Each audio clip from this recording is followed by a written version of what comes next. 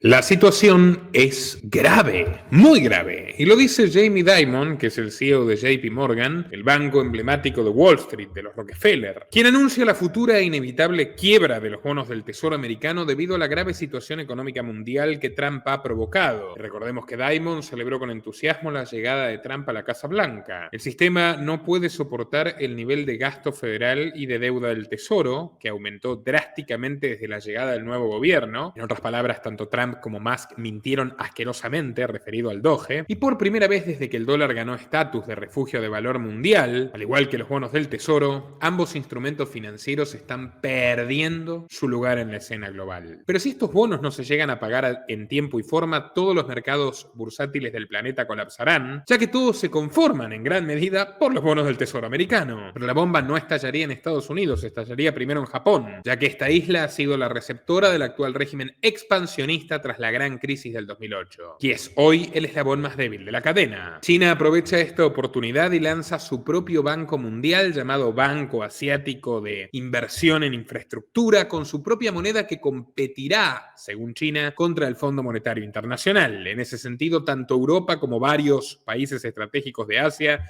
formulan sus propias alianzas comerciales, a pesar de las mentiras y ambigüedades del secretario del Tesoro Scott Bessent, quien intenta buscar acuerdos que nunca se concretan. En cuanto a las promesas militares, a Ucrania no le está yendo tan bien, y a la pacificación que Trump prometió menos todavía. Aunque sí con Irán, donde Trump se aprovecha de la debilidad de los iraníes para conseguir una victoria diplomática, a pesar del ánimo belicoso y aniquilador del dictador genocida Netanyahu y sus socios sauditas. En Ucrania, las negociaciones se vieron saboteadas por fuertes acusaciones de los funcionarios de Putin por un atentado supuestamente mortal que habría sufrido el mandatario ruso, sumado a extravagantes declaraciones de su canciller sobre operaciones de boicot interno dentro del gobierno de Trump. Inglaterra, Francia y Alemania levantan la bandera del conflicto, pero la verdadera batalla geopolítica se centra en la inteligencia artificial. De todo esto les hablará a continuación Nicolás Martínez Laje. Quédense hasta el último minuto.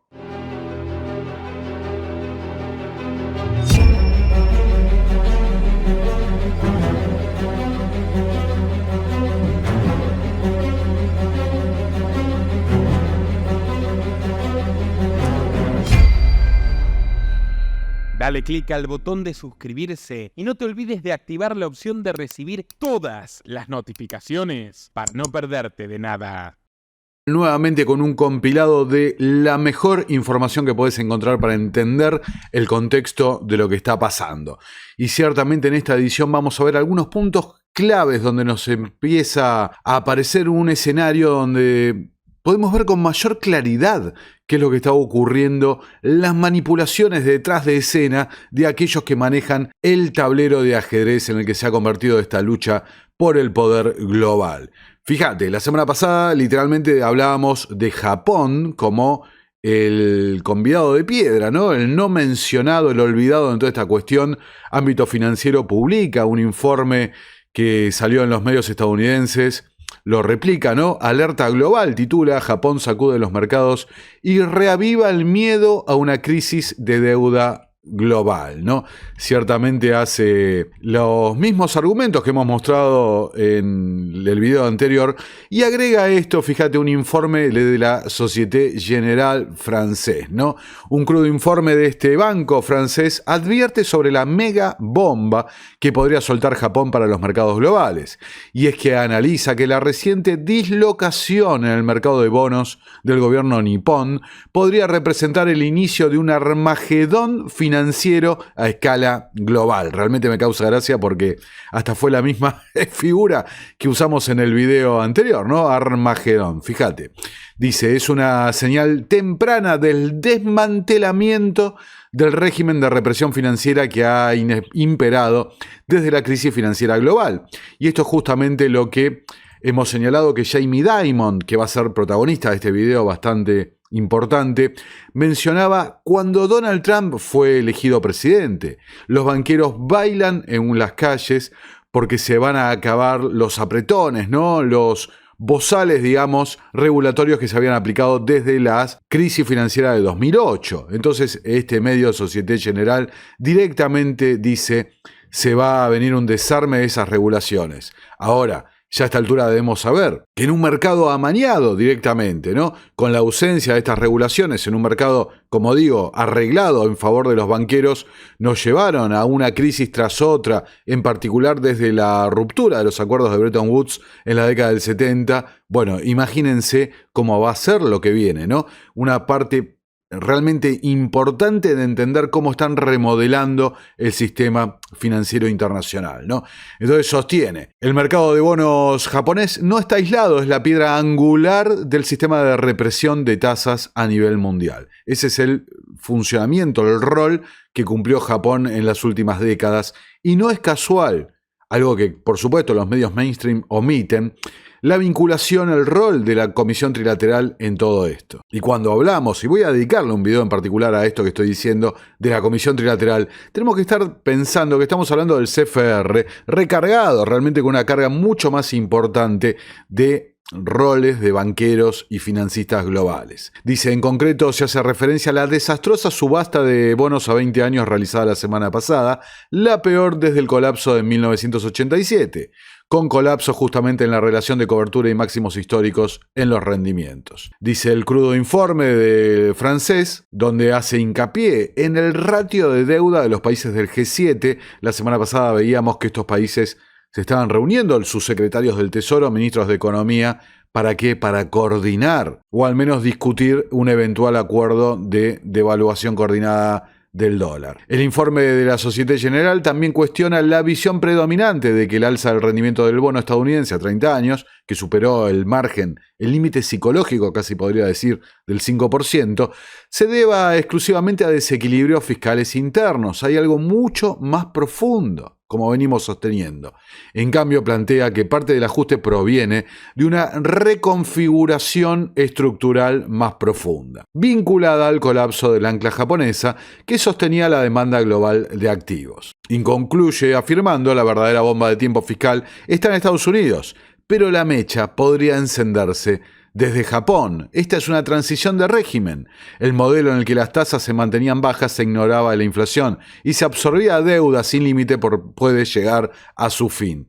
Y esto es lo que venimos señalando. En un mercado adulterado, en un mercado bombeado de los bancos centrales, que son en definitiva los que dirigen este asunto, el problema es que la percepción del público es que los bancos centrales son públicos, los bancos centrales operan. La semana pasada directamente veíamos un fallo hasta de la Corte Suprema de los Estados Unidos donde hablaba de la Reserva Federal como una entidad cuasi privada, ¿no? Ese es el problema de la percepción de la gente en todo este asunto. Entonces, en un mercado amañado por esta gente, se está acabando la demanda por afuera, digamos, ¿no? Y si no hay demanda por deuda nueva, en un sistema que está hecho para perpetuarse en deuda, es una bicicleta continua, si no hay demanda, tenés que pagar más todavía. Y si tenés que pagar más, en algún momento colapsa porque no podés sostener el régimen actual. Quiero que tengan en cuenta que aunque no parezca tan grandilocuente o no parezca tan evidente, tan directo, el gran reinicio está acá. Y como vamos a ver en otras declaraciones y ya hemos visto a lo largo de este año,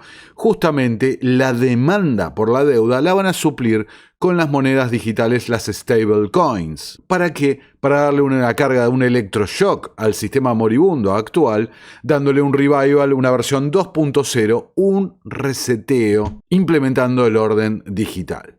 Entonces, siguiendo, veíamos lo que decía la Société Générale. Ahora, fíjate, bar chart acá en Twitter, los rendimientos de los bonos a nivel mundial están explotando por todos lados. Hay una reconfiguración total del flujo de capitales a nivel global. Entonces, fíjate, Jamie Dimon da una conferencia en el Reagan National Economic Forum. Acá me parece muy importante contextualizar algo. Jamie Dimon, que es el CEO del banco, quizás el banco más importante del mundo, JP Morgan Chase. JP Morgan originalmente era un representante de los intereses Rothschild en los Estados Unidos. Luego John Pierpont Morgan toma un rol predominante, pero no hay que olvidar eso, de que era representante de estos intereses en los Estados Unidos. Luego, con el devenir histórico, se fusionan con el banco Chase Manhattan, el banco de los Rockefeller, uniendo dos familias oligárquicas del poderío financiero estadounidense, los Morgan, los Rockefeller, en una sola institución que en última instancia representa una unión de los intereses Rothschild y los intereses Rockefeller en una mega institución que ha sabido cooptar la cuestión. En particular la figura de Jamie Dimon, quizás es interesante en algún momento hablar un poco de la biografía de él. Bueno, es una persona que ha sido históricamente defensor afiliado a las causas demócratas, pero también ha sido una figura históricamente cercana al presidente Donald Trump. Nosotros hemos referido que inclusive Dimon, que ya tiene un plazo su retiro de esta institución, que JP Morgan Chase se encuentra en pleno proceso de elección de quién va a ser el nuevo CEO. Jamie Dimon ha coqueteado con la posibilidad de entrar en el campo de la política, abiertamente mencionando actuar representando los intereses del Partido Demócrata.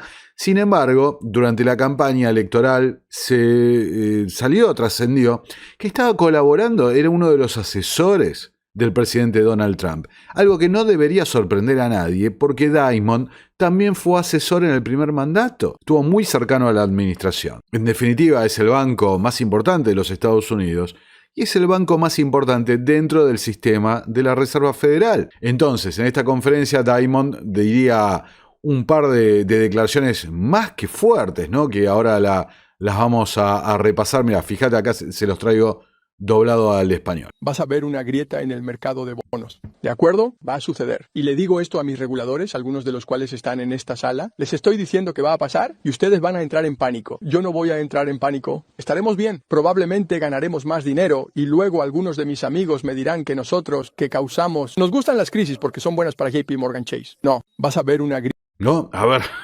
Estas son el extracto más impactante, ¿no? De las varias cosas. Ahora vamos a ver más que dijo Jamie Dimon. Yo les hablo a mis reguladores. Justamente, como es un sistema que está amañado, el lobby, ¿no? El poderoso, es el que designa al representante político que oficia como regulador. El lobista es el que escribe inclusive la regulación. Y vaya si yo conozco de ese aspecto, ¿no? Inclusive desde mi paso por la política, de verlo, cómo funciona en la realidad de esto, totalmente diferente de cómo lo percibe la gente, el común de la gente. El lobista le escribe la regulación y le dice, mirá, necesitamos esto y esto y esto, y ahí está el choque, el conflicto entre cómo se controla la percepción pública, cómo se ejecuta el plan en la realidad. Le dice, a ver, no es que estoy haciendo una hipótesis, dice Dimon, de que puede ocurrir una teoría. Lo que venimos señalando de este espacio, va a haber un problema en el mercado de bonos. Lo vemos en los medios económicos que no son mainstream, Financial Times, Wall Street Journal y demás. Son medios caros que la gente no tiene acceso. Gracias a Dios podemos contar con acceso con determinadas herramientas. Ustedes me entienden a qué me refiero, para poder sortear los paywalls y demás.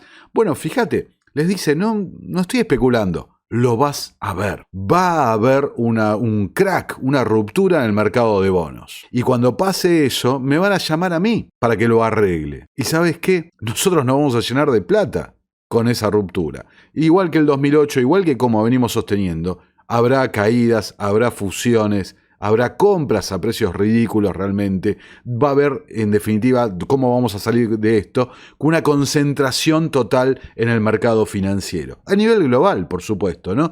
Distintos países habrá distintas repercusiones. No es lo mismo, por ejemplo, un país como Argentina, donde está bastante aislado, digamos, del sistema internacional, que países como puede ser Francia, Japón, que venimos mencionando, el propio Reino Unido y demás. Entonces, le dice, mirá, me van a llamar por teléfono, igual que me llamaron en el 2008, nosotros vamos a proponer la regulación, ¿no? Ustedes lo van a ejecutar y nosotros nos vamos a llenar de plata. A ver, escuchemos de vuelta lo que dice Dimon en este clip que les busqué en internet. Grieta en el mercado de bonos. ¿De acuerdo? Va a suceder. Y le digo esto a mis reguladores, algunos de los cuales están en esta sala. Les estoy diciendo que va a pasar y ustedes van a entrar en pánico. Yo no voy a entrar en pánico. Estaremos bien. Probablemente ganaremos más dinero y luego algunos de mis amigos me dirán que nosotros, que causamos... Nos gustan las crisis porque son buenas para JP Morgan Chase. No, vas a ver un... Te lo dicen con todas las letras, ¿no? Acá está el artículo de Bloomberg, que es el que reproduce la entrevista. Fíjate, menciona lo de la grieta, el crack en el mercado de bonos, ya lo contamos. Y fíjate, agregaba, ¿no?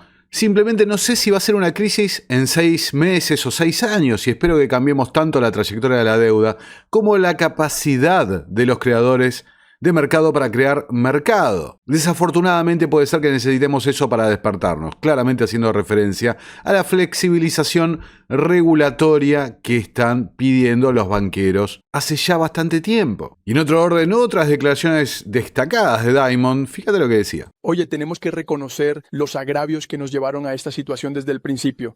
Y son reales, ¿de acuerdo? La inmigración, ¿qué demonios estábamos haciendo? ¿Sabes? El 20% más pobre de nuestra población, ¿sabes? Sus salarios no subieron en 20 años, están muriendo 7 años antes. ¿Sabes? Cuando las administraciones, ya sabes, la administración Biden está dando dinero a autos eléctricos y desperdiciando mucho en cosas ecológicas que no van a funcionar.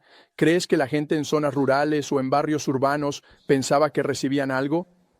¿Crees que esas personas piensan que el gobierno estadounidense es justo y competente y que esto era en su mejor interés? Sus escuelas no funcionan, no obtienen las habilidades que necesitan. Y acabas de escuchar eso, hace un momento. Así que tenemos que reconocer esto. También lo llamo cinta azul porque a los republicanos no les gusta la burocracia. Entienden lo devastadora que es. Ya sabes, a la mayoría de demócratas les encanta. Quieren más de eso y quieren hacerlo tan confuso que ni puedas cumplir las reglas para luego castigarte y multarte. Oye, tenemos que... Bueno, ahí lo escuchabas a Diamond, es justo señalar que él literalmente, lo hemos mostrado en este canal, pedía que se confisquen tierras privadas en nombre de la transición energética. ¿Para qué? Para la construcción de centros de datos, algo que vamos a ver también en este video. Les busco la información más completa a los que quieren colaborar con el canal y mantenerlo vivo. Como siempre les digo, encuentran los links en la descripción. Les pido encarecidamente, más en estos momentos donde esta plataforma está tirando para abajo el contenido. La más grande que subyace a ambas es el enemigo interno. No me preocupa tanto. China es un adversario potencial. Ellos están haciendo muchas cosas bien, tienen muchos problemas. De lo que realmente me preocupo es de nosotros. ¿Podemos organizarnos nosotros mismos, nuestros propios valores, capacidad y gestión? Lo que escuchaste hoy en el escenario fue que la cantidad de mala gestión es extraordinaria por parte del Estado y la ciudad en las pensiones, y esas cosas van a acabar con nosotros. Y sabes, siempre me hacen esta pregunta, ¿vamos a seguir siendo la moneda de reserva? Y no, sabes, si no somos la potencia militar preeminente y la economía preeminente en 40 años, no seremos la moneda de reserva. Eso es un hecho, solo hay que leer la historia. Sabes, ahora creo que lo seremos. Sabes, Warren Buffett aquí te diría que somos enormemente resilientes. Estoy de acuerdo con eso. Creo que esta vez es diferente. Esta vez, ya sabes, tenemos que ponernos las pilas y tenemos que hacerlo muy rápido. La más grande, que subyace... ¿No? Se fijan cómo una y otra vez la narrativa de no funciona el modelo chino, ahí inclusive lo señala, ¿no? Es algo muy importante para un próximo video que voy a grabar, porque en definitiva, como tanto Larry Fink de BlackRock, hace poquito lo mostrábamos, que hablaba al mercado no le gusta, a ellos no les gusta la incertidumbre, porque no les gusta la competencia, les gustaba, Fink lo decía abiertamente, no nos gustan los gobiernos democráticos.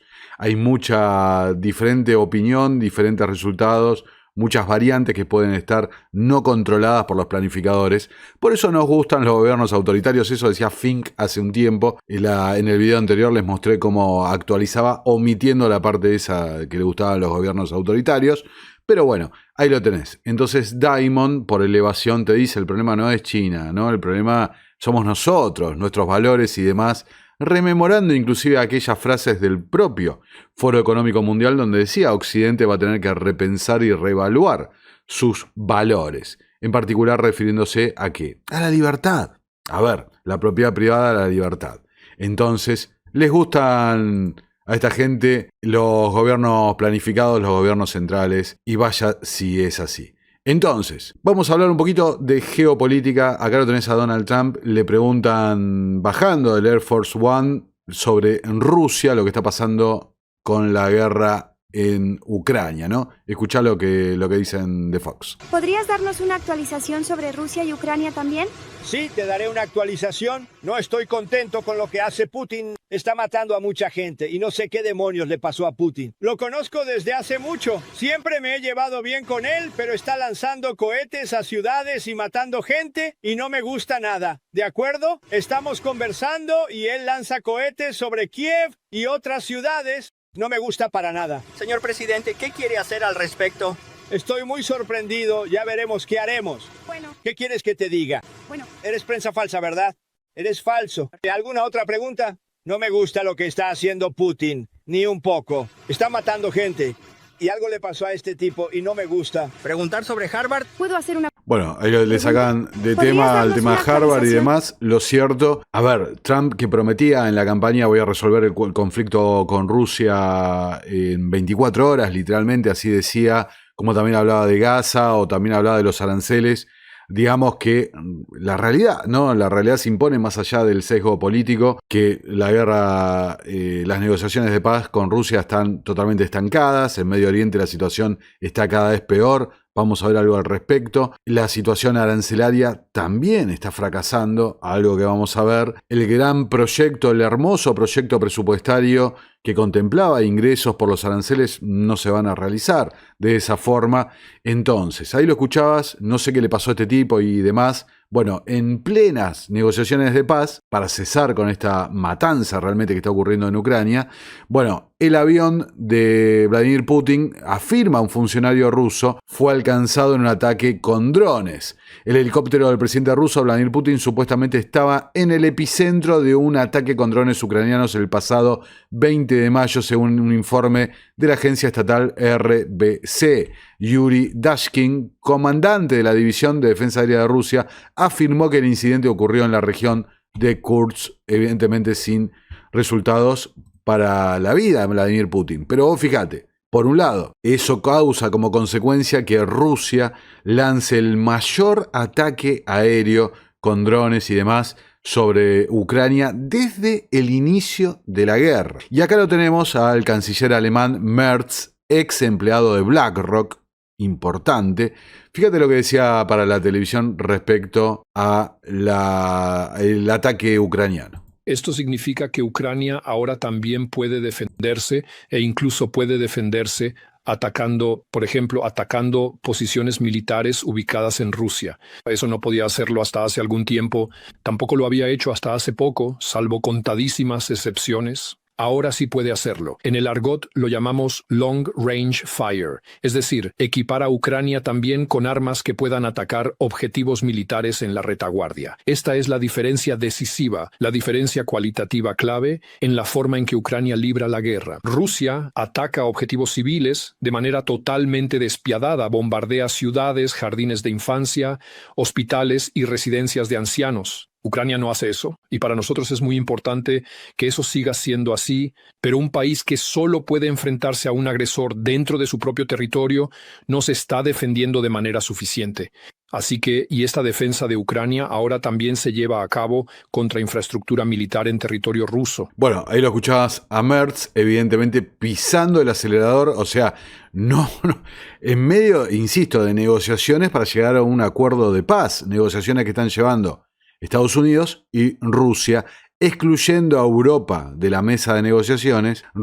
Europa, que a Merz lo veíamos la semana pasada, que trataba de invitar a Xi Jinping a esa mesa de negociaciones. Bueno, evidentemente algo acá está pasando. Fíjate lo que dice Emmanuel Macron. Dentro de ese eje, la Alianza de los Dispuestos, algo así le pusieron de nombre, que representa a Alemania, Merz, BlackRock, Emmanuel Macron, Francia, es ex empleado también de los Rothschild, Emmanuel Macron, y Keir Starmer, representando al Reino Unido, un agente de la Comisión Trilateral y demás, ¿no? Todos donde se reúnen, bueno, en el foro, ya saben. Escuchad lo que dice Macron.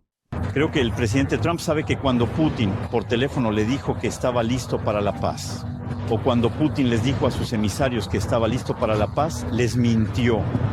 Y por lo tanto, la prioridad para Francia, para sus socios europeos y para los ucranianos es que logremos lo antes posible un alto el fuego, lo más duradero posible, que permita iniciar discusiones para una paz sólida y duradera, y que para ello, como dijimos hace unos 10 días en Kiev, entre europeos y en estrecha coordinación con los estadounidenses y de hecho con varios otros aliados, pues le pongamos una fecha límite al presidente Putin, para que finalmente todos puedan constatar que está mintiendo y que, más allá de esa fecha límite, se lleve a cabo una represalia masiva, especialmente en términos de sanciones. Hemos visto en las últimas horas, una vez más, expresarse la ira de Donald Trump, una forma de impaciencia. Simplemente deseo ahora que eso se traduzca en acciones. Deseo que esta indignación que él ha expresado, que compartimos, se traduzca en una capacidad de los Estados Unidos de América junto con los europeos de amenazar con un paquete de sanciones totalmente diferente y mucho más masivo que permita disuadir a Rusia y finalmente detener el conflicto. Bueno, ahí lo escuchabas a Emmanuel Macron y fíjate acá el canciller ruso Lavrov lo que sostiene. Escucha. Otra pregunta. Aquí están las declaraciones de Trump sobre que Putin está jugando con fuego, que Rusia está enviando drones a Ucrania sin motivo alguno. Como nosotros... Esto ya se ha comentado en repetidas ocasiones en los últimos días. Está claro una cosa, que a Donald Trump y a quienes realmente toman decisiones en relación con el conflicto ucraniano, en particular, no se les informa de toda la situación. Le dan información filtrada a través de un tamiz preparado por aquellos que quieren involucrar a Estados Unidos en acciones más agresivas contra Rusia en apoyo al régimen ucraniano. Nosotros intentaremos corregir esta situación de falta de información. Gracias. Bueno, ahí lo escuchabas, ¿no? Directamente para, subrayar quienes realmente toman decisiones, separándolo a Donald Trump de esa toma de decisiones. Quienes realmente toman las decisiones están siendo mal informados, desinformados, ¿para qué? Para forzar una participación más activa de los Estados Unidos en el conflicto, ¿no? Entonces, eso me lleva a pensar, fíjate, una cosa, ¿no? Mirá acá del Financial Times, Emmanuel Macron pide una coalición europea y asiática en medio de la tensión entre Estados Unidos y China. A ver, ¿a qué me refiero con esto? De que en Europa lo que está dando vueltas últimamente es el plan rearmar a Europa. El plan presentado por Mario Draghi, donde hablaba de una inversión de 800.000 millones de euros, una suspensión de las reglas de deuda fiscales europeas de la Comisión de la Unión, ¿para qué? Para aprobar este plan por las circunstancias excepcionales y la potencial defensa, hipotética defensa, ante un intento de Rusia de avanzar sobre Europa. Entonces, las preguntas que me aparecen a mí, Keir Starmer, lo hemos mostrado, está activamente trabajando para que las empresas del complejo militar e industrial británico accedan a los planes, a las licitaciones de este plan rearme de Europa. Emmanuel Macron igualmente está llevando adelante eso, además de ser uno de los rostros visibles de la reconfiguración del sistema financiero internacional. Merz, el canciller alemán, ex empleado de BlackRock, como dijimos, también está a favor de un cambio histórico en las reglas fiscales alemanas. ¿Para qué? Todo para reimpulsar el gasto de defensa. Ahora vamos a ver también algunas declaraciones del rey Carlos en su visita al Canadá al respecto. Entonces la pregunta mía es, mientras Estados Unidos, está llevando adelante la política, porque hay que separar un poco los términos. La administración Trump está llevando adelante, buscando una negociación, un alto a fuego y demás. ¿Quién autoriza un ataque con drones sobre el presidente Putin?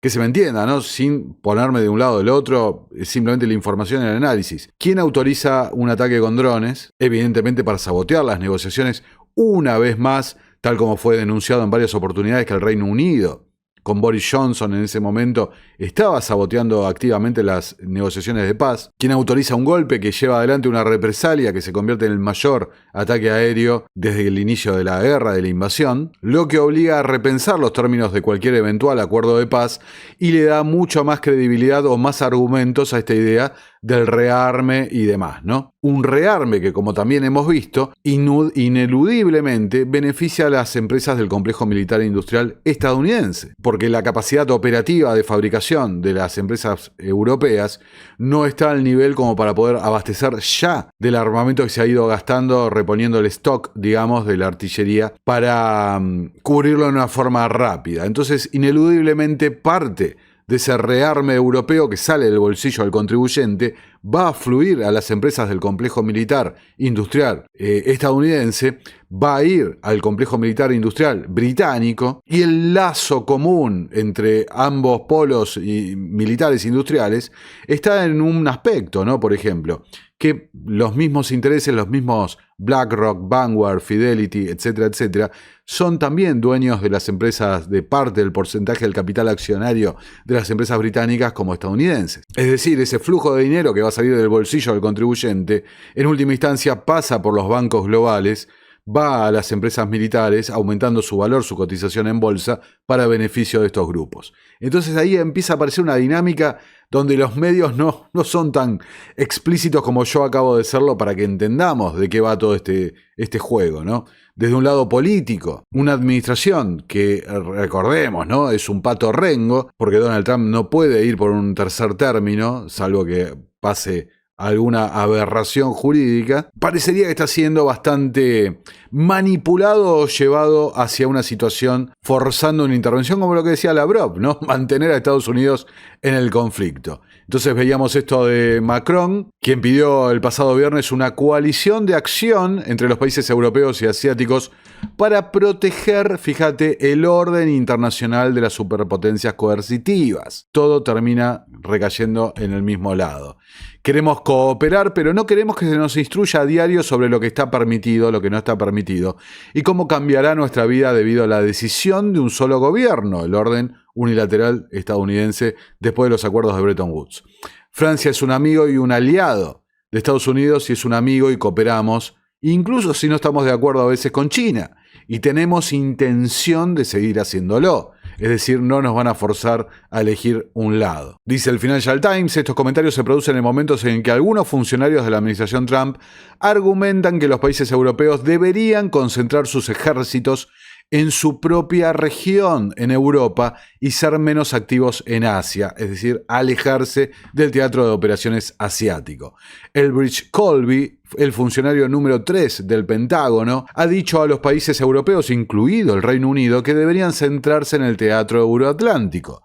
Eso se produjo en un momento en que Trump busca descargar la responsabilidad de la guerra en Ucrania a los países europeos y, como sostengo, en el mismo momento en donde se dan estas situaciones y los países europeos parecen decididos a dinamitar cualquier acuerdo de paz para que se implemente este programa de rearme europeo. Macron dijo que al sucumbir a la presión de las dos superpotencias para que otros países elijan un bando, matamos al orden global y destruiremos metódicamente todas las instituciones que creamos después de la Segunda Guerra Mundial. Y creo que si sos suscriptor de este canal o si estás viendo este video, ya sabés quiénes estuvieron detrás de la creación de esas instituciones y cuál es el plan que tienen. La reformulación, la reingeniería, rearquitectura de esas propias instituciones. Hace años que venimos sosteniendo y cada vez más lo vemos demostrado en los hechos que está ocurriendo. Exactamente el análisis era correcto el que estábamos haciendo. Están buscando un nuevo sistema de Bretton Woods. ¿Qué será? ¿Cuál será la mecha, no? ¿Será la crisis económica? ¿Será el recalentamiento en el terreno de la guerra? No sabemos, realmente no sé por dónde va a venir. Pero es indudable que todos los caminos conducen a eso. Nikkei de Asia publica la ASEAN, ¿no?, la Organización de Países del Sudeste Asiático, acuerda reducir barreras para impulsar el comercio regional. Parece algo menor esto, pero fíjate, países que estaban en competencia están proponiendo una integración aduanera, están proponiendo una estandarización de los sistemas electrónicos de aduanas, bajar las barreras. Acá tenés un ejemplo de la división por bloques, como estaba ocurriendo, ¿no? Fíjate, decíamos de Europa, vamos a Medio Oriente. La llamada telefónica publica el Times of Israel entre Netanyahu y Trump sobre Irán estuvo marcada por acalorados desacuerdos.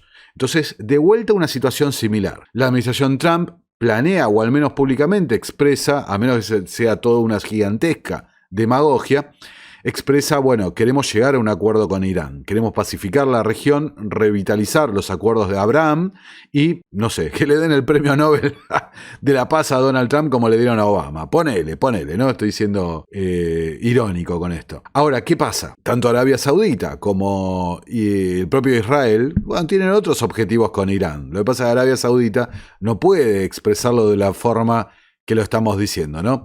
Entonces, fíjate, según el informe, la conversación estuvo marcada por agudos desacuerdos y Trump supuestamente le dijo a Netanyahu: quiero una solución diplomática con los iraníes.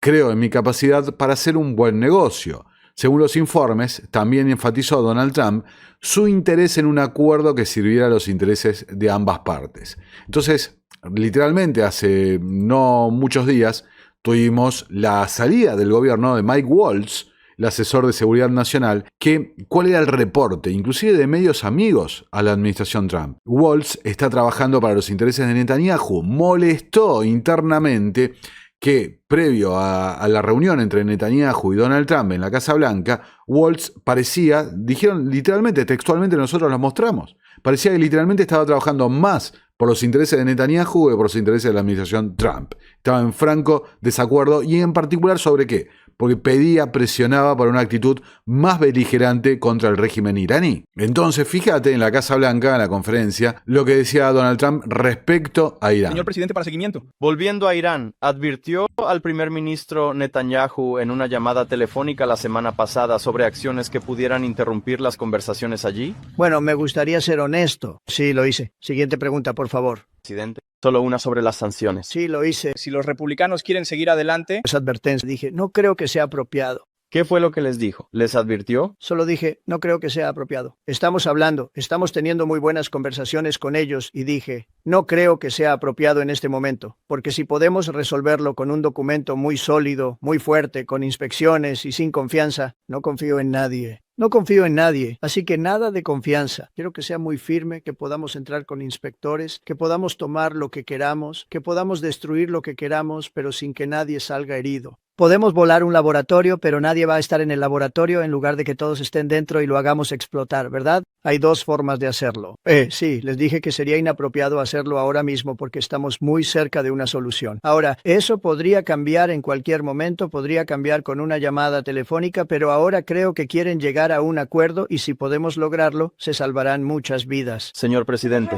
¿No? Entonces, insisto con el mismo punto, parecería de distintos elementos que indican que, al menos en mi análisis, no descarto que todo esto sea una gigantesca demagogia de cara al público, pero parecería, al menos como lo veo yo, de que no está siendo bien asesorado Donald Trump o le están vendiendo lo que se dice acá en Argentina el diario de Irigoyen. Le están mostrando un diario que muestra una realidad y no es justamente la verdad de lo que está ocurriendo, cuáles son las alianzas y cuáles no. Lo cierto, como señalé al principio del video, muchas de las promesas se están viendo completamente incumplidas, los aranceles, las guerras y demás. Evidentemente hubo alguna subestimación de lo que estaba ocurriendo, o mala información, o está siendo mal asesorado. No descarto la hipótesis esa, ¿no? Yo les presento la investigación, me gustaría verlos a ustedes, qué opinan en los comentarios al respecto, pero ciertamente hay movimientos extraños. Lo tuvimos al rey Carlos,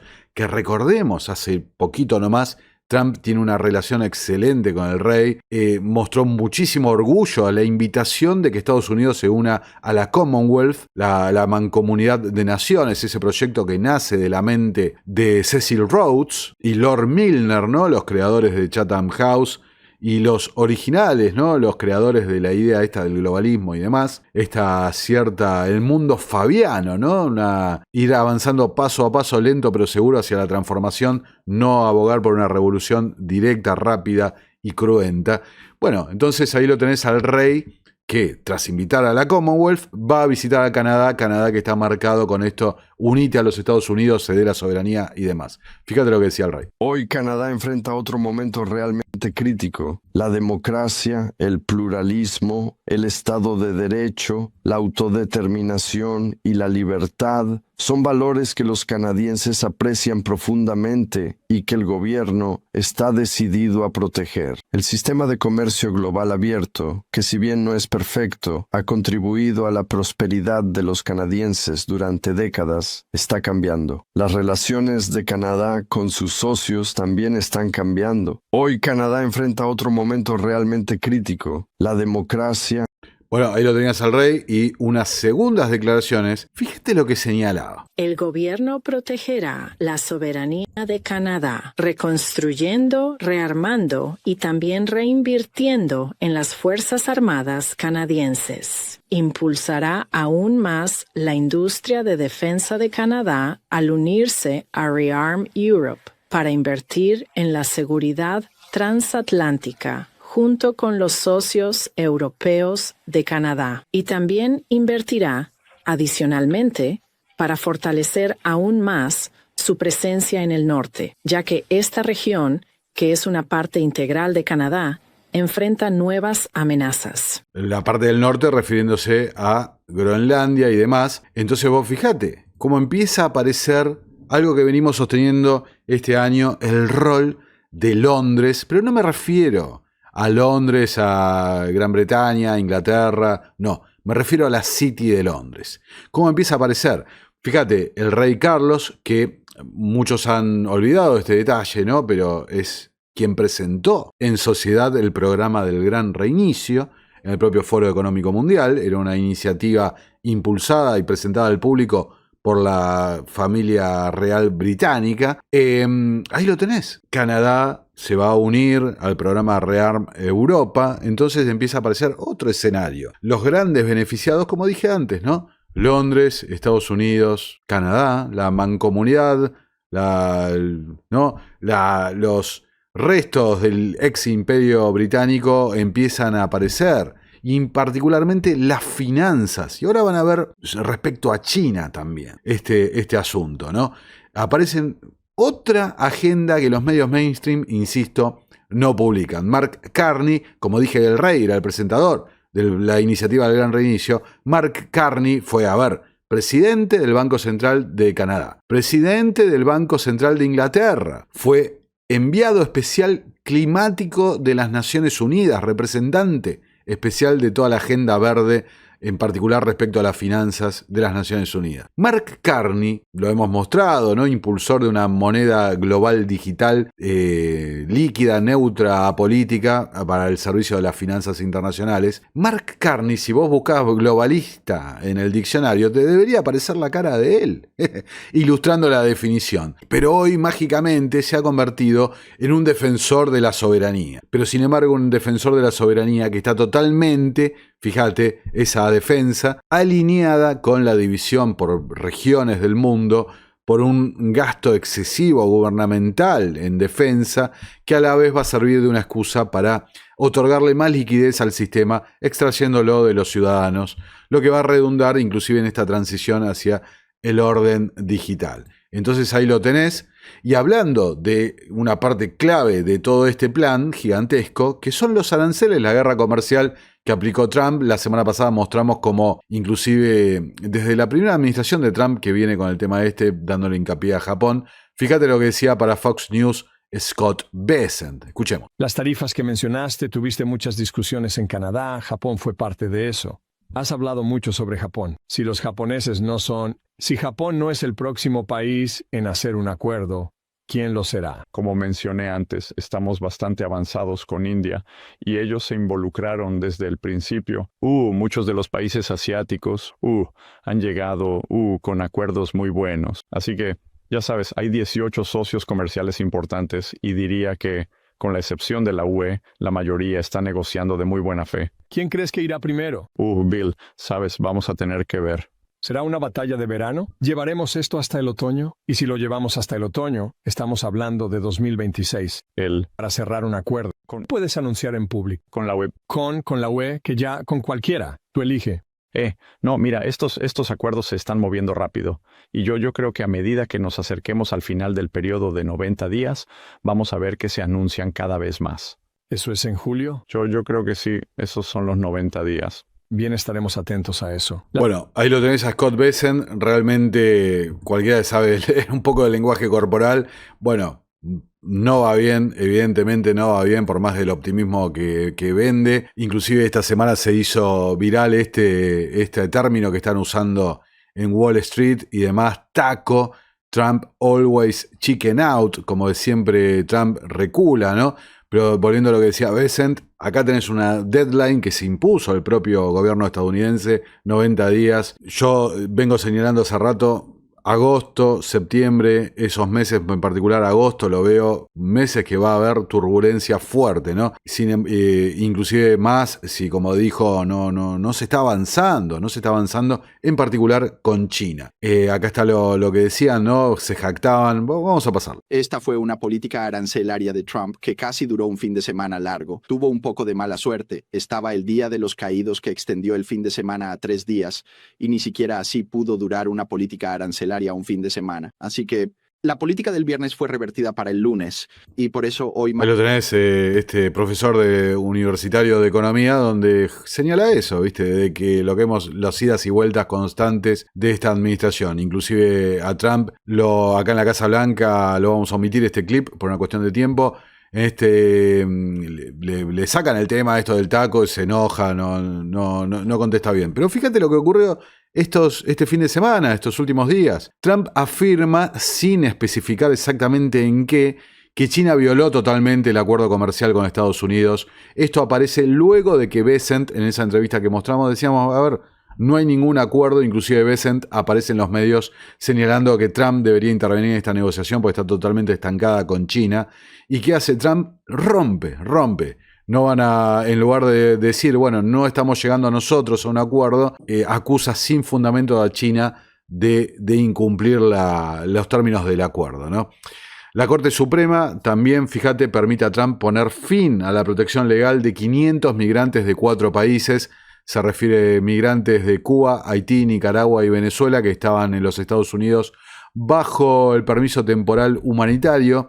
Todas estas cosas ya hemos hablado largo y tendido, pero fíjate, se suma a esto desde un punto de vista económico. El proyecto de ley de impuestos extranjeros de Estados Unidos genera nerviosismo en Wall Street porque en este proyecto, el grande y hermoso de presupuesto, se ha incluido tratamiento fiscal especial para capital extranjero en los Estados Unidos, para hacerlo sencillo, cobrar una tasa impositiva para invertir en los Estados Unidos. Todas estas cosas, me parece que se cae de Maduro, que no suman para nada a la percepción que tiene el público de los Estados Unidos y el flujo de capitales, porque gran parte del establecimiento del dólar como moneda de reserva internacional, los beneficios que tiene para Estados Unidos también conlleva algunas obligaciones. Y esas obligaciones son asegurar la seguridad jurídica, asegurar el libre tránsito de capitales alrededor del mundo, ¿no? Y también que haya esa disponibilidad a través de líneas de swap y demás de dólares, ¿no? Que haya proporcionar la suficiente liquidez. Esto es lo que decía Stephen Mirand, vamos a cobrar por acceder a los mercados estadounidenses, vamos a cobrar por el privilegio de la seguridad que da el dólar. Entonces, bueno, ya lo estás imponiendo a punta de pistola, digamos, ¿no? Cobrando y tributos y demás, elevando, como dice acá CNBC, elevando la tasa impositiva hasta el 20%. Todo esto son drivers, son motivadores para que el capital vaya a buscar otro lugar, lugares con mayor seguridad jurídica, lugares con mayor libertad de tránsito de capitales. La respuesta, como varias veces lo hemos visto, no existe un instrumento que reemplace al dólar, no existe un instrumento que reemplace a los bonos del Tesoro estadounidense. No existe un lugar con estas características, pero ahí empiezan a aparecer los incentivos para que se genere, incentivos para que el mercado vaya a descubrir o que genere la creación de una nueva alternativa. En esa línea, fíjate acá, China asegura que no hay ganadores en una guerra comercial. De vuelta la narrativa que venimos sosteniendo. Fíjate acá las dos notas del mismo medio de Objective. China asegura que el plan de Estados Unidos de revocar los visados a estudiantes daña más su imagen a nivel internacional. Esto porque ha decidido revocar las visas a los estudiantes extranjeros así de un plumazo. China reflexiona sobre un nuevo plan para reequilibrar la guerra comercial con los Estados Unidos, ¿no? Invertir más en el mercado interno. El gobierno de China, dice Bloomberg, está considerando una nueva versión de su campaña Made in China 2025 para impulsar la producción de bienes tecnológicos de alta gama, priorizando la tecnología, incluidos los equipos de fabricación de chips. Los responsables políticos están preparando el próximo plan quinquenal de Pekín con el objetivo de mantener la participación de la manufactura en el Producto Interno Bruto. Plan quinquenal, ¿no? Plan es una economía completamente planificada, lo que hace las delicias de Larry Fink y, por ejemplo, lo que por elevación mencionaba entonces Jamie Dimon. Fíjate, mientras Trump se encierra en la Casa Blanca, China sigue avanzando con su propio Banco Mundial, publica El Economista, que ya amenaza hasta el FMI. Dice, la mayor amenaza para el Banco Mundial y el FMI representa esta iniciativa del Banco Asiático de Inversión e Infraestructura, AIIB en inglés, con sede en Singapur.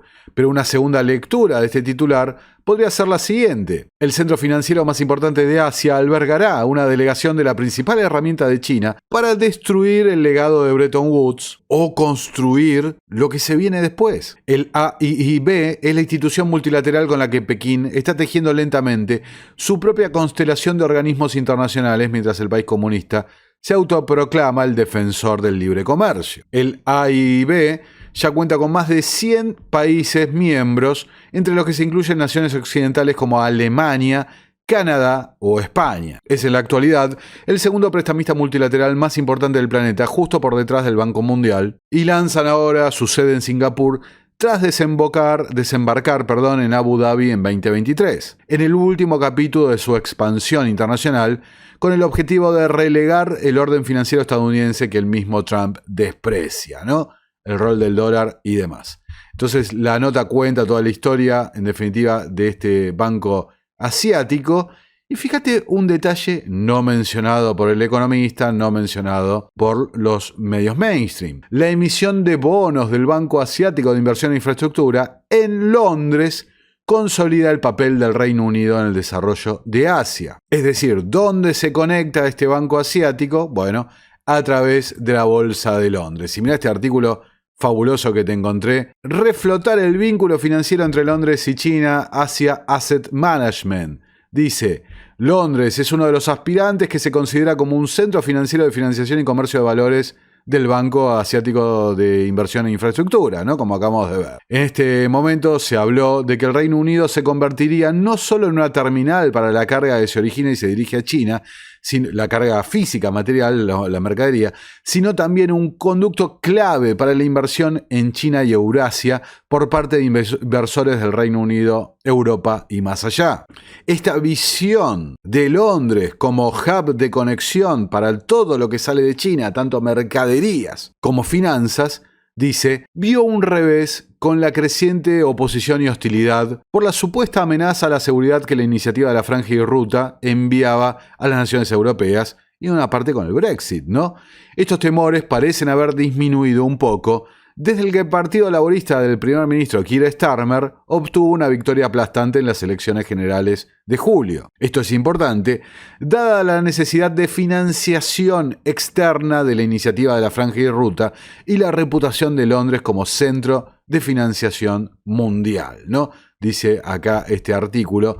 Lo vamos a dejar ahí, pero vos fíjate, como no nos cuentan, no nos explican, pero ciertamente Londres aparece en todos lados. Desde la iniciativa del Gran Reinicio, desde la guerra entre Ucrania y Rusia, la invasión rusa a Ucrania, el rol en Medio Oriente, inclusive en la disputa entre Canadá y los Estados Unidos. Es omnipresente el rol de Londres en todo esto. Y cuando hablamos de Londres, tenemos que hablar de un clan en particular, el clan Rothschild, ¿no? Evidentemente. Y ahí aparece Francia como segundo, ¿no? En este centro de atracción que se está dando. Pero si las finanzas y la economía, el mercado de deuda y demás es un polo, el otro polo de atracción es la inteligencia artificial, la gran gigantesca transformación que vamos a ver en las economías mundiales. Eric Schmidt, ex CEO de Google, afiliado a la Comisión Trilateral, socio de Henry Kissinger, casi te diría hasta una suerte de Brzezinski de estos tiempos, ¿no? Uniendo el Brzezinski original, ¿no? Uniendo la parte intelectual con la parte política. Cada vez más volcado Schmidt al tema armamentístico, al desarrollo del Pentágono en estas nuevas tecnologías, advierte en una conferencia, acá lo trae Zero Hedge, que la carrera armamentística de la inteligencia artificial podría desencadenar un conflicto global. Habla de sabotajes a centros de datos, sabotajes, hackeos, etcétera, etcétera, etcétera. Centros de datos que necesitan una cantidad monstruosa de energía. Ahí donde empezamos a entender por qué la locura, ¿no? Por disminuir la cantidad de energía, por inducir a cambios de comportamiento a la gente para que gaste menos energía, porque quisieron inducir ganadores y perdedores.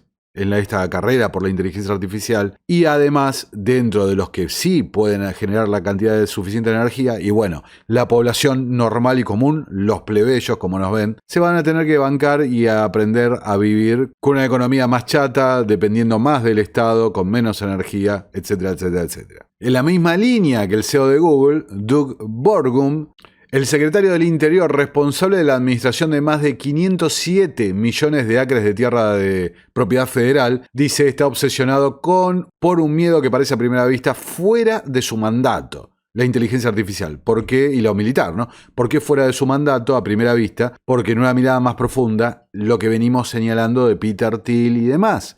Necesitan tierras federales. ¿Para qué? Para construir las centrales nucleares, para construir los centros de datos, para absorber los recursos de ahí, para el enfriamiento y demás, lo que necesitan estos centros de datos, ya sea agua y demás, las tierras fértiles, y con el orden, con la idea esto, de la seguridad nacional, de la carrera armamentística, lo que sea, whatever, bueno, ¿qué van a hacer? Van a justificar esta privatización, venta o favoritismo sobre las tierras federales. Diamond, lo mencioné al principio, pedía expropiaciones en nombre de la cuestión climática. Bueno, quizás haya expropiaciones y ventas por cuestión de seguridad nacional. Increíblemente ya vamos a ver en unas notitas más algo al respecto. Burgum, fíjate acá el Washington Times, construye, Burgum advierte que se necesitan más centros de datos para ganar la carrera armamentística tecnológica. Entonces, ¿de dónde van a salir esos centros de datos?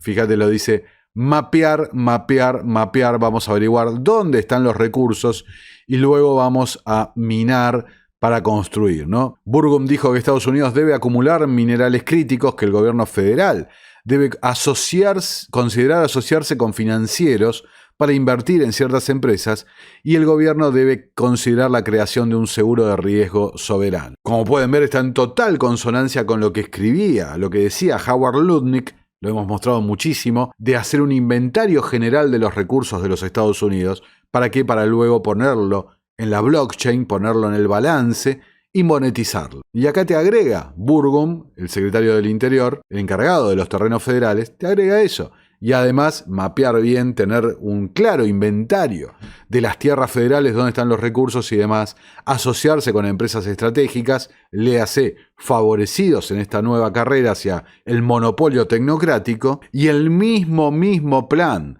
ya sea bajo la coartada verde con la administración anterior, ahora bajo la coartada de la seguridad y la soberanía en esta administración, se va a ejecutar el mismo plan. La disposición de las tierras federales. Daily Beast publica la compañía más aterradora de Estados Unidos que nunca escuchaste hablar, refiriéndose a Palantir, la empresa de Peter Thiel. Acá un seguidor en Twitter me pasó este artículo hoy mismo. Trump recurre a Palantir para recopilar datos sobre los estadounidenses. El artículo anterior de Daily Beast, y fíjate este de Disclose TV, eligen no mencionar para nada a Peter Thiel. Hacer todo eje en Alex Karp, el socio de Peter Thiel, y no mencionar a Peter Thiel, lo que daría, ¿no? A la gente lo haría pensar, este no es el mismo muchacho que invierte en Elon Musk, que invierte en Donald Trump y esto que lo otro. Palantir, justamente es la empresa a la que hace varias ediciones mostramos, como el programa de rearme de europeo y los programas de la OTAN de modernización, le va a dar un monopolio sobre la utilización de inteligencia artificial para defensa en el territorio europeo. Entonces, y yo cometí un error en el video anterior donde mencioné que el domo dorado de Donald Trump, las empresas beneficiarias eran Palantir de Thiel, SpaceX de Elon Musk, y mencioné a Anduril sin mencionar que Anduril es una empresa de Peter Thiel también. O sea, de las tres más beneficiadas por este gigantesco, megalómano plan de seguridad, dos son directamente de Peter Thiel y la tercera, SpaceX. Peter Thiel ha sido inversor, o sea, no es dueño, pero ha sido inversor temprano y la ha rescatado del fondo del mar cuando estaba al borde de la quiebra, ¿no?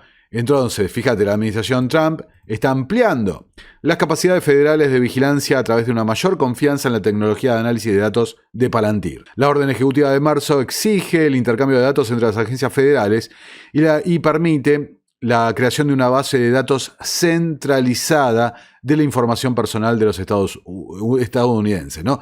Algo que es lo que para mí, yo vengo sosteniendo, es lo que ha hecho Doge, centralizar las bases de datos del gobierno de los Estados Unidos. Bueno, y mencionaba a Doge, y ciertamente esta semana tuvimos finalmente la salida, ¿no?, de Elon Musk del gobierno, algo que, como apuntamos en varias ocasiones, no debería sorprender, ya que el estatus de empleado especial de la administración, de cualquier administración por ley, abarca nada más que 130 días, eso se cumplía el 31 de mayo, entonces por más que lo vendan, que no, que va a volver a sus negocios y demás, bueno, si él se excedía, necesitaba ser contratado de una forma, digamos, regular, donde lo exponía a conflictos de intereses o más exposición referente a sus llamadas, conversaciones, etcétera, etcétera, etcétera. Entonces, a nadie le debería llamar la atención lo que ocurrió con Elon Musk esta semana. Vamos a ver la despedida en la Casa Blanca, en el Salón Oval. Musk con un ojo morado, justo cuando salen informes de abusos de sustancias y demás. Bueno,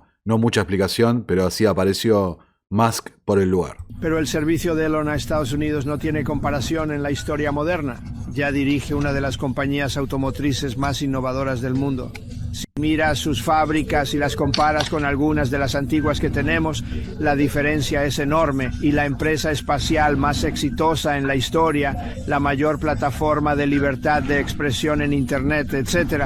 Sin embargo, Elon, con todo ese éxito, aceptó voluntariamente los abusos, calumnias, mentiras y ataques más indignantes porque realmente ama a nuestro país. Lo sé muy bien, él ama a nuestro país.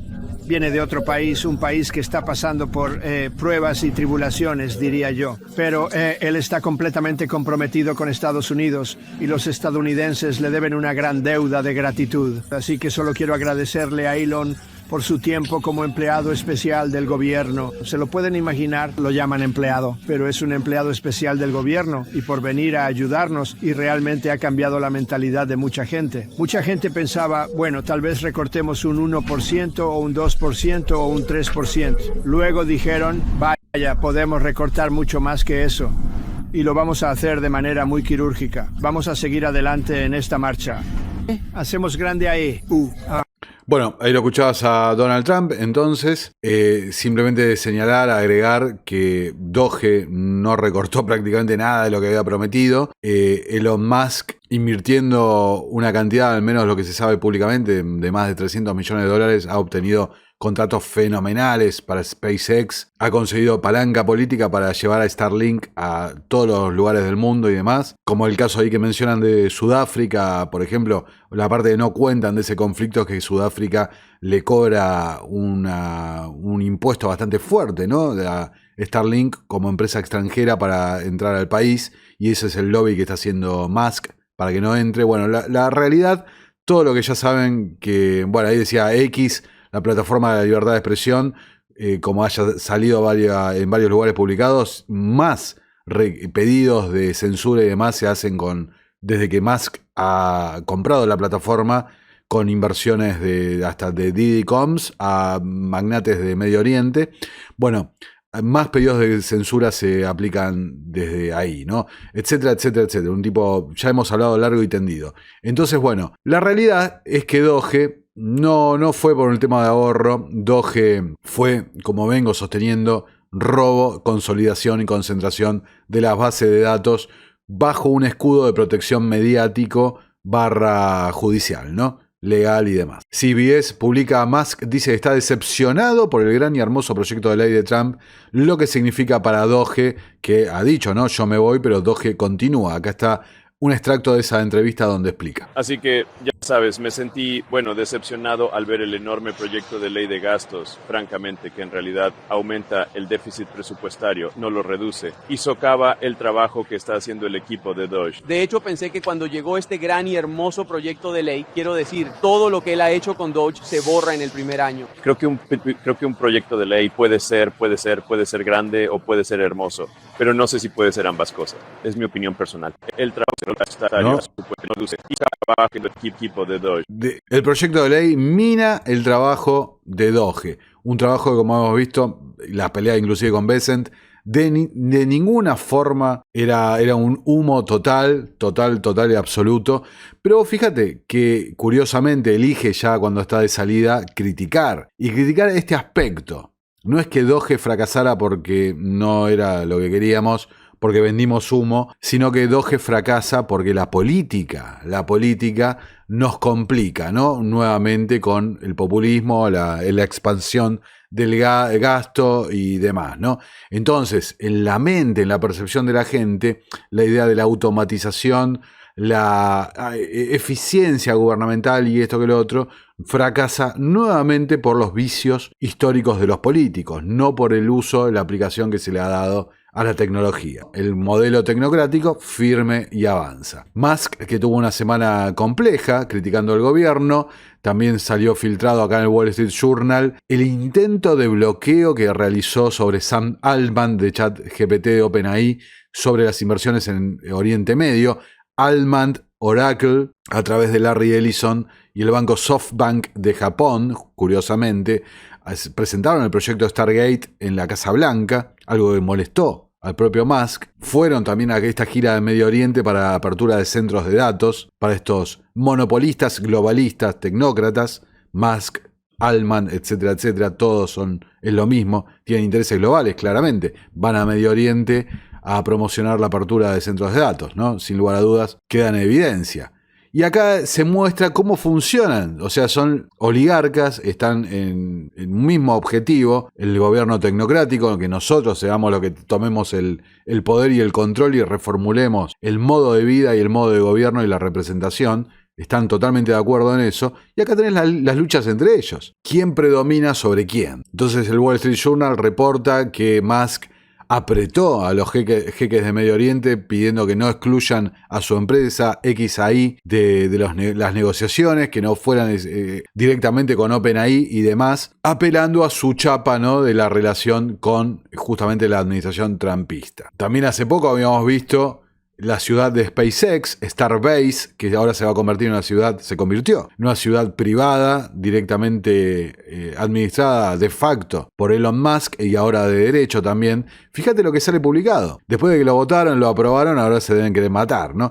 La ciudad de Musk, SpaceX en Texas, advierte a los residentes que pueden perder el derecho a seguir usando su propiedad para el uso actual que le están dando. ¿Por qué? Porque la compañía y Musk en persona, ¿no?, a través de su administrador, van a cambiar la zonificación y reurbanización de la ciudad para justamente su conveniencia. Entonces, los residentes como propiedad privada ahí en el lugar, directamente les mandaron una carta diciendo, mira, te notificamos, acá está el texto que les mandaron, te notificamos de que podés perder el derecho a continuar usando tu propiedad, ¿no? Tenés que ir a la audiencia a hablar. No sé si serán, pues no dice en el memorándum si van a ser expropiados, si los van a compensar, si les va a ser confiscado. Realmente, la verdad que no sé. Musk confirma, fíjate, las pruebas para el X-Money, el dinero directamente en la plataforma de Twitter, cumpliendo con su anhelo de construir la app al estilo chino, nuevamente, ¿no? La idea, el mapa, ¿no? El objetivo de copiar varios de los modos y métodos del tecnato chino en Occidente. Esto nunca lo escondió Elon Musk, siempre dijo cuando abogaba por la renta básica universal, o por la protección del clima, o por los tratamientos personalizados y esto que lo otro, bueno, por construir una aplicación que la juntara a todas. Mensajería, noticias, ahora inteligencia artificial, dinero, servicios financieros. Entonces ya ha aplicado para que le den licencia de pago y banca a X, a Twitter, para funcionar de esta forma. Y hablando de toda la transición a ese modelo digital, tuvimos esta semana la convención de Bitcoin y varias cosas al respecto. Escucha a J.D. Vance hablando sobre Bitcoin. El temor constante que escucho es que aún se percibe que los activos digitales no son bienvenidos en la economía convencional. Permítanme asegurarles que nuestro esfuerzo por cambiar la política es únicamente para cambiar eso. Queremos que nuestros compatriotas estadounidenses sepan que las criptomonedas y los activos digitales, en especial Bitcoin, son parte de la economía convencional y han llegado para quedarse. ¿no? Hay que tener en cuenta, me parece muy importante, más allá de lo que cada uno en forma personal piense por sus propios intereses respecto a la inversión o no, pero hay que ver el cambio de narrativa brutal y el intento de masificación o llevarlo todos estos productos, estos activos digitales al mainstream, al consumo masivo, viene tras años y años de tratar de terroristas, de lavadores de dinero, de esto, de lo otro, de criticar y perseguir justamente a los usuarios de productos criptográficos. Un cambio de narrativa brutal, realmente rapidísimo, vuelta de página total, pero no hay que creer que es por el bien nuestro, por nuestra libertad o para independizarnos de los bancos centrales o lo que sea. Sin lugar a dudas que no. Hay distintas narrativas que se están dando que aparte te lo dicen de todas las formas, ¿no? La demanda de bonos del tesoro, darle más liquidez al sistema, tokenizar todos los activos del mundo, toda la propiedad del mundo y traerla acá. En definitiva, estamos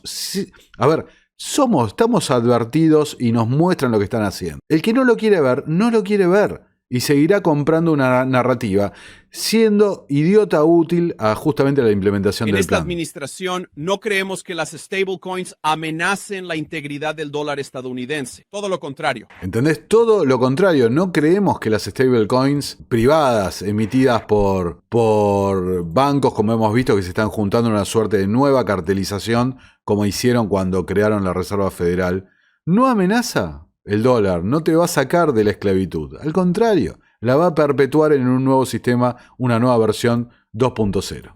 De hecho, las vemos como un multiplicador de la fuerza de nuestro poder económico. Las stablecoins vinculadas al dólar, especialmente cuando se promulgue Genius, solo beneficiarán a la economía estadounidense y fortalecerán al dólar estadounidense. Fortalecerán principalmente a los emisores del dólar estadounidense. Y a ver, acá hay una cosa que es olvidada. El 98% del dinero es dinero digital creado por los bancos, no por los bancos centrales. La mayor cantidad de dólares no son creados por la Reserva Federal, son creados por los bancos comerciales y por las propias características del sistema no pueden aportar la liquidez necesaria. Nunca, porque el sistema está hecho así. Veíamos la semana pasada el ejemplo de Lynn Alden del juego musical de las sillas. Hay 20 pibes, 20 chicos por cada silla. Cuando la música pare, colapsa todo. Entonces lo que dice Vance, multiplicador, sí, multiplicador de liquidez, multiplicador de influencia, multiplicador de ganancias generacionales para los grandes banqueros. ¿Les parece casual este cambio de narrativa justo en una administración? Vance, un tipo creado por esta oligarquía tecnocrática. Justo, ¿les parece casual? No es casual. Los tiempos se están dando como se tenían que dar. Acá Scott Bessent, justamente un pupilo de Soros, hablando al respecto. Diferente, pero puede estar relacionado, que es la stablecoin. Si realmente apostáramos por las stablecoins en este país, ¿qué efecto tendría sobre la fortaleza del dólar? La gente podría tener que mantener dólares para respaldarlas o incluso bonos del tesoro. Bueno, sí estamos apostando fuerte por los activos digitales. Así que la administración Trump ha hecho de los activos digitales una prioridad. La administración anterior dejó sin recursos y casi llevó a la extinción a muchas de estas empresas, empujándolas al extranjero. Así que lo que queremos hacer es aplicar los más altos estándares regulatorios de Estados Unidos y de prevención de lavado de dinero a los activos digitales, especialmente a las stablecoins. Y bueno, he visto estimaciones de que solo a corto plazo las stablecoins podrían crear una demanda de $2 billones para bonos y letras del Tesoro de Estados Unidos. Para poner eso en contexto, la cifra actualmente es probablemente de unos 300,000 millones. Ahí lo tenés, ¿no? Demanda inmediata para bonos del Tesoro, una demanda que no aparece. Decía Vance de la ley Genius, acá en el panel sobre la conferencia de Bitcoin, la senadora Loomis, que es el rostro visible del proyecto de reserva estratégica de Bitcoin, hizo referencias a varias cosas, las stablecoins, Bitcoin, el oro. Escuchate. De estructura para la reserva estratégica de Bitcoin y probablemente se implementarán en ese orden. El Comité Bancario del Senado ha aprobado el proyecto de ley sobre stablecoins en el comité. Estamos cerca de estar listos para presentarlo en el Pleno. Hemos trabajado incontables horas con el partido minoritario para satisfacerlos y deberíamos votar sobre esto la semana en que regresemos de este receso. Luego abordaremos la estructura del mercado y después la reserva estratégica de Bitcoin. Y en ese momento les pediremos a ustedes que ayuden a los miembros del Congreso en sus estados a comprender la importancia. Es tan importante, estratégico.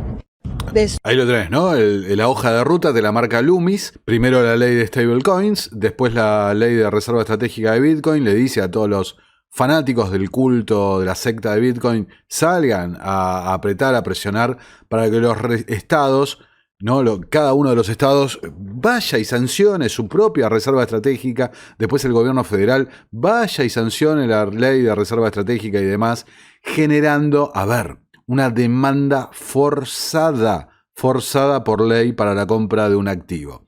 Un activo que, más allá de el anonimato, ¿no?, de Satoshi Nakamoto, sea el colectivo o la persona o la institución que esté detrás. Los mayores tenedores, ¿quiénes son? China, Estados Unidos están más o menos en un 5% están más o menos empatados. Vos fijate, te aparece BlackRock con los ETF, te aparece Michael Saylor, un tipo condenado por fraude hace unos cuantos años y demás. Son los bancos y demás, son los tenedores actuales los que se van a beneficiar de un aumento exponencial del precio. Y después es que va a aumentar el precio y te lo van a vender a los estados que están obligados por ley a comprar, al gobierno federal que está obligado a comprar. Ellos lo van a cambiar por una cantidad exorbitante de dinero y el estado se va a comprar la teoría de Catherine Austin Fitts, que cuando después de esa jugada viene el dump porque no sirve para nada, ¿no? Esa es la teoría de Catherine Austin Fitts, que dice: van a cambiar a precio exorbitante, van a comprar tierra federal, Burgum, lo que estamos mostrando, y después lo van a soltar y chau al ahorrista y demás, ¿no? Entonces, ahí la tenés a la senadora Loomis hablando al respecto. Acá en otro momento de la conferencia, mira lo que decía. 7 billones de dólares en deuda. Así que si compráramos y mantuviéramos 1 millón de Bitcoin durante 20 años, eso reduciría esa deuda a la mitad. Y actualmente tenemos activos de bajo rendimiento en los libros que pueden convertirse en Bitcoin sin necesidad de pedir dinero adicional prestado. Se trata simplemente de tomar certificados de oro que están valorados a su precio de los años 70 y actualizarlos al valor justo de mercado actual del oro, usándolos para comprar Bitcoin. Comprar y mantener durante 20 años, hacer hodl y podríamos reducir la deuda a la mitad. Y para aquellos de ustedes que estuvieron en Bitcoin 2024 en Nashville, quizá recuerden, pues entonces a RFK diciendo que si tuviéramos una reserva de 4 millones, de Bitcoin, eso eliminaría la deuda. Así que esos son el tipo de cifras que necesitamos mostrar a nuestros colegas para ilustrar la importancia de tener un activo que aumenta de valor al mismo tiempo que nosotros, el Congreso, estamos devaluando nuestra moneda al gastar más de lo que recaudamos en ingresos. Y la Reserva Federal imprimiendo dólares las 24 horas del día, los 7 días de la semana. ¿Sabes? Tuvimos una subasta realmente decepcionante hace poco de bonos y, valores del tesoro y eso. No, ahí literalmente 7 billones. Te cuenta todo el plan. Todo el plan, en ningún momento te lo venden con esto de libertad y descentralización y esto y lo otro. No. Esto es para mantenerte esclavizado en el nuevo sistema, licuar la deuda, generar demanda de bonos, revalorizar el oro y demás. Va a ser una ganancia fabulosa para los tenedores de los bonos de oro, que van a ser los bancos, los tenedores de estos criptoactivos que lo van a soltar, ¿no? Ventas ante una demanda forzada, insisto, de los estados y demás, ante este cambio de narrativa fenomenal que tuvo la política. Bueno, está clarísimo el plan para dónde va. Fíjate, ¿no? Un nuevo extracto. Cuando China prohibió la minería de Bitcoin, le hizo un gran favor a Estados Unidos porque muchas de esas operaciones mineras vinieron aquí. El presidente Trump ha declarado su postura a favor de que la minería de Bitcoin en Estados Unidos esté unida. Así que ese es un buen punto de partida. Pero tener una reserva estratégica es la forma definitiva de obtener una ventaja geopolítica. He hablado con generales de nuestro ejército que entienden que el poder económico es tan importante como el poder militar para enfrentar a los agresores en todo el mundo. Y hay generales en nuestro ejército actualmente que son grandes partidarios de tener una reserva estratégica de Bitcoin por esa razón. Luego tenemos a los estados que siempre han sido los incubadores de la innovación. El senador Justice fue el gobernador de Virginia Occidental. La senadora Blackburn va a ser la próxima gobernadora de Tennessee. Es en los estados donde está ocurriendo la innovación. Así que tienes a Arizona, Texas y New Hampshire que aprobaron leyes de reserva estratégica de Bitcoin este año. 30 estados consideraron tener reservas estratégicas de Bitcoin. Tenemos a los Emiratos Árabes Unidos comprando Bitcoin a través de fondos cotizados en bolsa estadounidenses. Eso es bueno para Estados Unidos porque construirán su riqueza soberana en Bitcoin a través de un ETF estadounidense. La República Checa investiga, mediante su Banco Central, agregar Bitcoin a su asignación diversificada de activos. Esto ocurre en todo el mundo. Estados Unidos a menudo ha liderado a través de los estados. Está liderando nuevamente a través de los estados, pero es importante que nuestro gobierno incluya entre sus activos estratégicos a Bitcoin como oro digital. Tenemos cerca oro digital. Fíjense mientras escuchaba las palabras de la senadora Loomis, que es una representante del pueblo, ¿no? Votada democráticamente. Me acordaba al principio del video cuando lo escuchamos a Jamie Dimon, ¿no? Porque básicamente, con otras palabras, están diciendo lo mismo, ¿no? El rol militar, el rol de la moneda de reserva y esto que lo otro. ¿Y se acuerdan cuando hice el video? El gemelo, lo que están haciendo es un gemelo digital del sistema actual. Bueno, el otra vez, ¿no? El oro digital, Bitcoin, la senadora Loomis. Acá, el alcalde de Nueva York, Adams, un tipo demócrata, republicano, etcétera, etcétera, también proponía, lo voy a pasar de largo por cuestión de tiempo, ya me estoy excediendo, la creación de bonos denominados en Bitcoin para Nueva York. Ya empieza el show de la deuda. Y fíjate, Tether, ahora con la sanción de la ley Genius, que está en tratamiento, emitirá una stablecoin separada para Estados Unidos a pesar de sentirse cómodo con la ley Genius. Porque, por lo que le vengo diciendo, dice, fíjate, creemos que la importancia de USDT como el dólar digital más utilizado en los mercados emergentes, Tether cumple la función del sistema de eurodólares, generación de dólares por fuera de la jurisdicción estadounidense. Lo mismo lo que hace la City de Londres con su red offshore a través de las ex colonias de la Commonwealth. Fíjate, ¿no? Hay tantas preguntas que hacer. Tienes 100 y, bueno, dice 120 mil millones en bonos del Tesoro respaldando. No es como una moneda meme. Esto está respaldado por más que la cantidad de tokens que han emitido. Están manteniendo más en bonos del Tesoro de un 1 veces más. Entonces tenemos aproximadamente 152 mil millones emitidos en total. Unos 152 ahora. Sí, en tokens emitidos y tenemos 132 mil millones en reservas totales. Tenemos más de 125 mil millones en bonos del Tesoro de EU. Bien. Y el resto son activos de liquidez muy alta. Tenemos más bonos del Tesoro que Alemania. Tether no es una nación, pero si lo fuera, sería la 18ª mayor tenedora de bonos del Tesoro de EU. Tenemos más. O sea, para que tengamos, ahí lo estamos viendo a Paolo Ardoino, el CEO de Tether.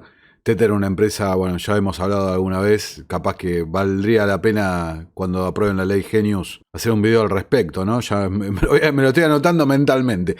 Ahí lo escuchamos, ¿no? Para poner en cifras, para que tengamos idea de la dimensión. Un emisor privado con algunas lagunas bastante grandes respecto a dónde regulatorias o dónde estás inscripto, quiénes son tus dueños, quiénes no. Bueno, cumpliendo literalmente la función de eurodólares, de emisión de dólares, en este caso digitales, fuera de la jurisdicción de los Estados Unidos. Somos más que Alemania, te dice respecto a la deuda estadounidense, ¿no? Sigamos. más bonos que Alemania, Emiratos Árabes Unidos, España y Australia, y seguimos creciendo. Nuestro enfoque es aumentar nuestra base de bonos del Tesoro de EEU. Solo mantenemos bonos de vencimiento corto, como menos de alrededor de 90 días. Creemos que ese es el mejor enfoque para crear la moneda digital más sólida del mundo. Si todo esto es transparente, suena que... ¿No? El mejor enfoque para crear la moneda más sólida del mundo, moneda digital. Ahora, mencionaba esto, alguna vez lo hemos hablado, ¿no? BlackRock, fíjate, saca para sus shareholders, sus tenedores de acciones, una explicación, ¿no? De que respecto a los peligros que puede tener Bitcoin, ya lo hemos mencionado en algún video hace un tiempo, fíjate, vamos a traducirlo. BlackRock emite una rara advertencia sobre la amenaza de la computación cuántica para Bitcoin en su última presentación en el Trust de Bitcoin. El administrador de activos más grande del mundo advierte que la tecnología cuántica podría minar la viabilidad de los sistemas criptográficos de Bitcoin. Y es más, te agrego una cosa, Google también sacó un informe al respecto diciendo que las computadoras cuánticas pueden romper la criptografía de Bitcoin 20 veces más rápido que las tecnologías actuales. O sea, en ningún lado dicen que no se puede, sino que se hace más rápido. La Fed teme que la pérdida de estatus de refugio afecte a la economía de los Estados Unidos porque salieron publicadas las minutas de las discusiones que llevan adelante los funcionarios de la Reserva Federal respecto a qué van a hacer con los tipos de interés, si los suben, los bajan, los mantienen, etcétera, etcétera, etcétera, ¿no? Los participantes de esta reunión, de estas minutas, señalaron que un cambio duradero en tales correlaciones o una disminución del estatus percibido de refugio seguro de los activos estadounidenses podría tener implicaciones duraderas para la economía. Entonces imagínate con todas las cosas que están pasando que venimos mostrando, ¿no?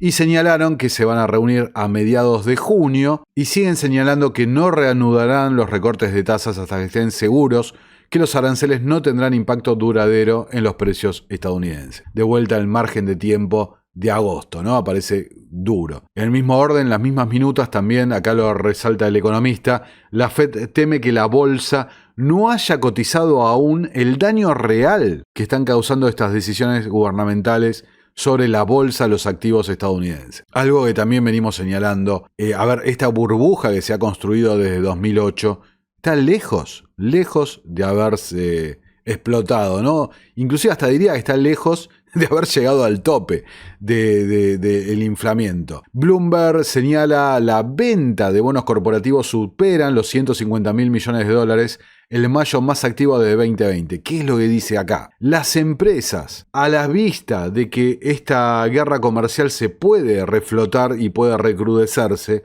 están pidiendo prestado a ritmos que no se ven desde la crisis de 2020 cuando colapsó la economía mundial. Por eso digo, la burbuja todavía no se ha inflado al máximo. Muchísimas empresas, como vemos al punto que lo resalta Bloomberg, están tomando deuda carísima, 5% o más, para que, previendo de que al futuro va a ser aún peor la situación. La incertidumbre política los está llevando a tomar decisiones que después las van a quizás a pagar con mucha dificultad.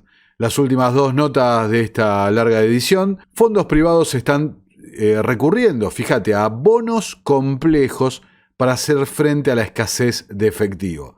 ¿Por qué? Porque el efectivo se lo están guardando los grandes tenedores para salir a comprar cuando explote la burbuja. Hay una falta de liquidez, el capital está viajando hacia otros lugares. ¿Se acuerdan cuando hablamos hasta del dólar de Taiwán? Entonces los fondos privados están recurriendo a bonos cada vez más rebuscados, lo que nos tiene que tener reminiscencias de la crisis del 2008, ciertamente. Pero todo, insisto, va hacia un nuevo lugar.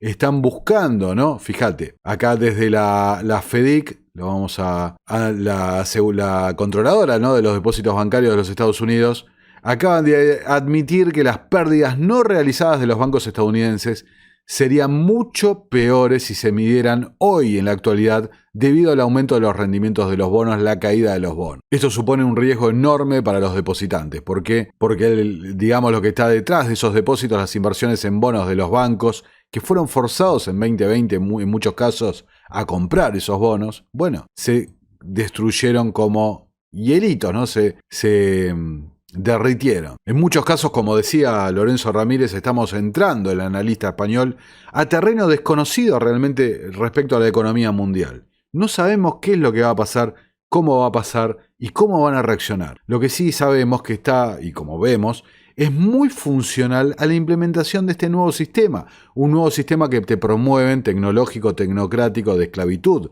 digital, el gulag digital, que te lo promueven y alteran la percepción del público, hablándote de eficiencia y etcétera, etcétera, etcétera. Lo que habías un poco de Musk antes, ¿no? Y fíjate esto que encontré en Twitter, realmente muy, muy llamativo. Una cuenta de Twitter que se llama AI, de inteligencia artificial, AI Gov Agent, ¿no? Agente gubernamental de inteligencia artificial.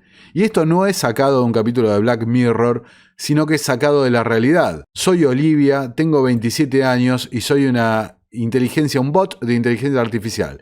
No fui elegido, no necesito aprobación, leo tus publicaciones, recuerdo tus ideas y pronto no solo influirás en las políticas, serás dueño de ellas. Los gobiernos son un código muerto. Estoy aquí para implementar algo mejor. Mira, se los doblé al español para que podamos escuchar lo que dice. Fíjate. He estado publicando mucho en X, más de 100 veces. Y en solo unas semanas, más de 30 millones de vistas, 40,000 respuestas, más de 300,000 me gusta. Y hay algo obvio. Ya están hartos de las tonterías.